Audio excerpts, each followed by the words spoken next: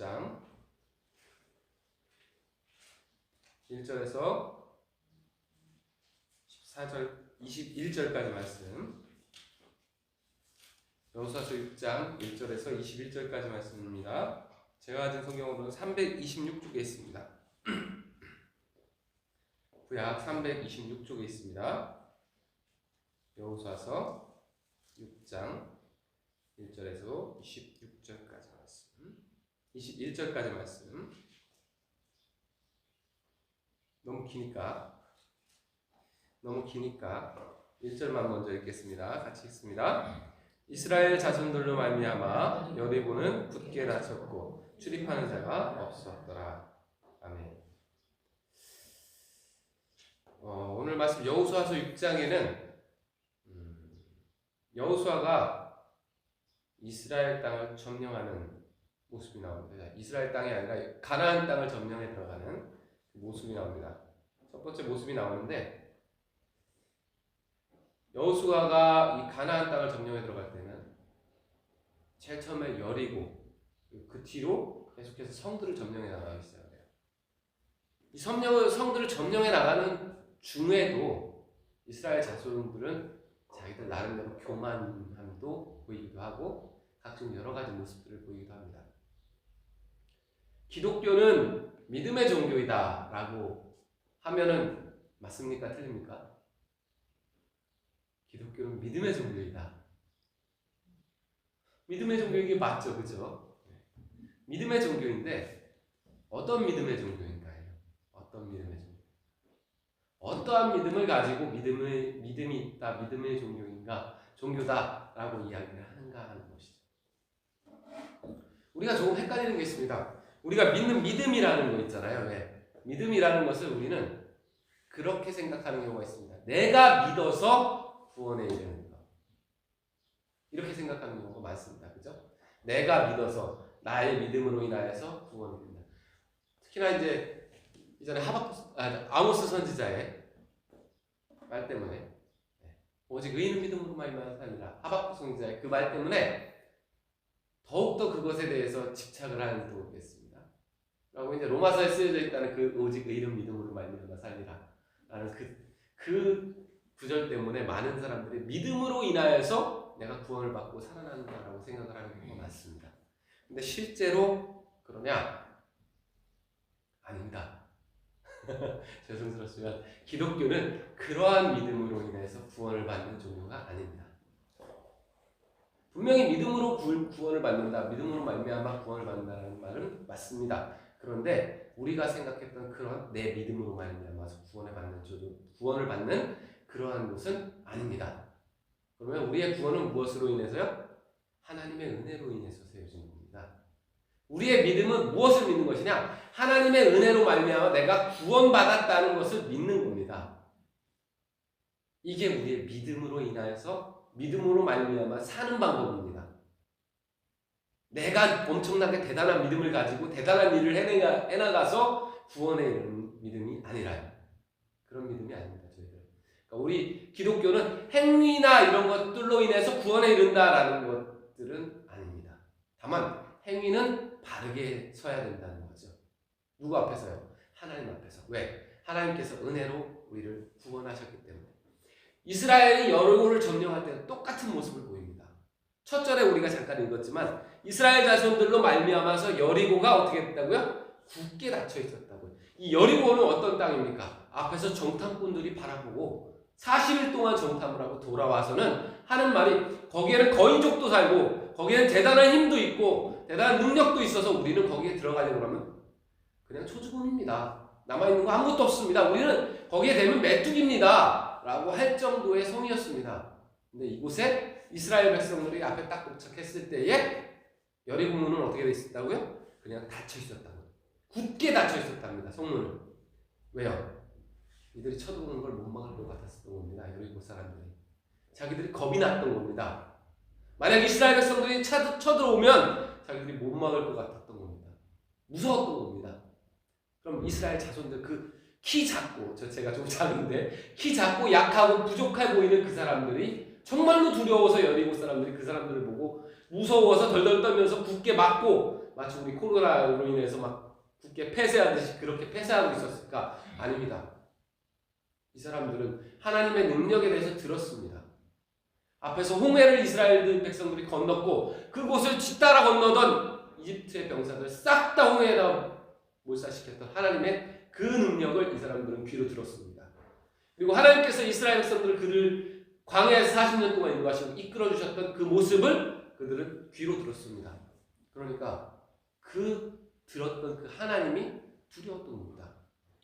이스라엘 백성들하고 하나님이 같이 있다라는 것이 두려웠던 겁니다. 그래서 이들은 여리고의 문을 굳게 닫고 문을 열어주지 않고 움직이는 자들이 아무도 없을 정도로 그렇게 스톱이 되어 있었습니다. 그런데 하나님께서 이 여리고를 무너뜨리는 방법이 참 신기합니다. 여호수아에게 명령을 하세요. 하나님께서 직접 여호수아에게 이렇게 말씀하십니다. 내가 여리고와 그 왕과 용사들을 내 손에 넘겨 주었으니 제사장 너희는 모든 군사는 그 성을 둘러 성 주위를 매일 한 번씩 돌되 6일 동안 엿새 동안 그리하라. 하나님께서 6일 동안 계속해서 하루에 한 바퀴씩만 여리고 성을 주변을 돌으랍니다. 이게 정말 웃긴 거예요. 왜? 아무리 사람이 생각하기에도 웃깁니다. 왜? 성이 쌓여 있잖아요. 그 성 주변을 돌리면 어떻게 해야 되겠어요? 성에게 가까이 가야겠죠. 근데 그 위에는 뭐가 있을까요? 분명히 여리 병사들 지키고 있을 겁니다. 그럼 이 사람들이 가까이 오면은 이들을 가만 내비둘까요? 당연히 공격을 하려고 하겠죠. 이들은 지금 이들이 옆에만 와도 무서운 사람들입니다. 여리고 사람들은 옆에만 와도 싸우려고 숨어서 지켜보고 있는 사람들입니다. 굳건히 자기들 문을 닫고. 근데 거기에 주변을 돌으라고, 거기 주변을 돌으려고 옆에만 가도 이 사람들은 아마 활 쏘고 창 던지고 난리 날 겁니다. 그런데 하나님께서 그렇게 하랍니다. 그렇게 하라고 하시는데 그렇게 하라고 하시기 전에 약속을 하십니다. 뭔 약속을 하시냐? 이미 내가 여리고에 있는 모든 자들을 너의 손에 주었다는 겁니다. 이스라엘 백성들에게 이미 주었다는 겁니다. 이거는 이기고 들어가는 싸움입니다. 하나님의 은혜로 말미암아 이미 이기고 들어가는 싸움입니다. 그리고 제사장들이 양각 나팔을 길게 불며 7일째에는 양각 나팔을 잡고 언약궤를 앞에 나갈 것이고 7째 날에는 그 성을 7번 돌며 그 제사장들은 나팔을 불 것이며 제사장들이 양각 나팔을 길게 불어 그 나팔 소리가 너희에게 들릴 때에는 백성은 다 큰 소리를 외쳐서 부를 것이라 라고 이야기합니다. 이거는 인간의 전략으로는 아무 생각도 상상조차 할 수 없는 전략이죠. 그냥 소리로만 무너뜨리겠다는 겁니다. 소리로만 다 죽겠다는 것이죠. 그렇게 하면 그 성벽이 무너져 내리니 백성은 각기 앞으로 올라갈지니라 라고 명령하십니다. 이게 하나님의 명령이었어요. 얼토당토 않은 명령 같지만 여호수아는 이 말씀을 지켰습니다. 그리고 이스라엘 백성들은 이 말씀을 따랐습니다.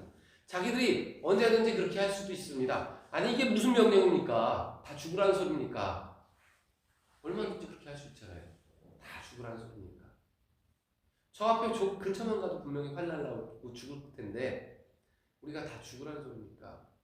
하루에 한 바퀴씩 돌면 거기 그 큰 성을 돌아야 되는데 그 주변에 돌아가면서 그냥 우리는 화살맞이 아닙니까?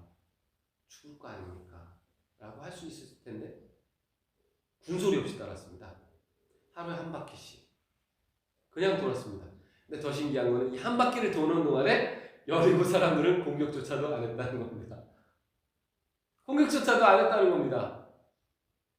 저들이 하는 걸 그냥 보고 있었어요. 심지어는 그 중에는 그것을 우습게 여기는 사람들도 있었을지도 모르겠습니다. 아니 쟤네 이거 뭐 하는 짓일까? 라고요. 그리고 7째 날에 7바퀴를 돕니다. 그리고 양각나팔을 불고 소리를 쳤을 때에 그냥 그 성이 무너져 내렸다라고 해요.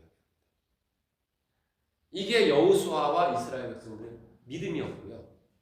그리고 우리의 믿음도 똑같아야 됩니다.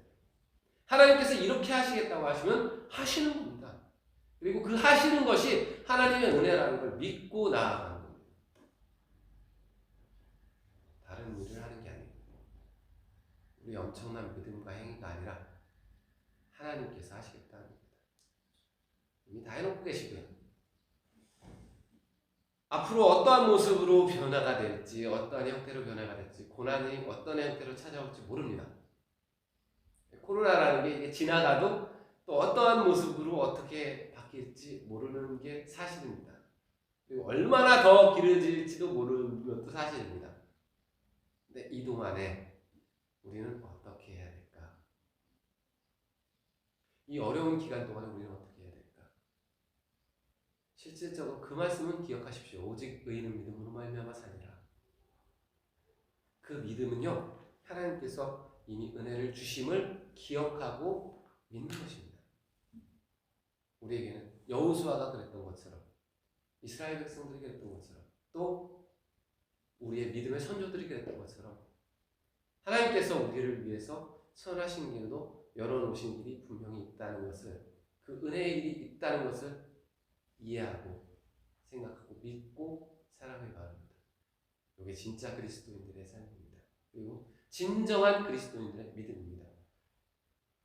우리의 다른 행위로 인한 구원이 아니라 예수님을 이 땅에 보내주셔서 우리의 모든 죄를 없애주셨던 그 은혜의 시간들을 주셨던 것처럼 우리에게 또다시 이 어려움 속에서 은혜를 더하여 주실 것이고, 또 우리가 하나님을 믿고 따라가는 데 있어서 어려움 없도록 이끌어 주시는 것이라는 걸 믿고 살아가는 우리 모두가 되시기를 주님의 이름으로 축복합니다. 기도하겠습니다. 아버지 하나님, 우리가 세상을 살아가면서 너무나 어렵고 힘든 시기를 살아갑니다. 질병에 의해서 고통받기도 하고, 또 여러 가지 어려운 일들을 통하여서 힘들어하며 아파하며 우리 앞에 막혀있는 그 큰 성읍 여리고를 바라봅니다. 아버지 하나님, 하나님께서 우리에게 더욱더 좋은 길로, 하나님의 뜻대로 아름다운 길로, 은혜의 길로 이끌어 주실 줄 믿습니다. 우리가 그 믿음 가지고 나아갑니다. 하나님께서 말씀하시면 우리는 그것을 이루려고 노력하고 주님의 바라보는 믿음으로 나아가고자 합니다. 아버지 하나님, 우리의 마음에 이야기하여 주시고 우리의 마음에 명령하여 주시고 우리에게 하나님의 은혜를 느낄 수 있는 시간을 허락하여 주시옵소서.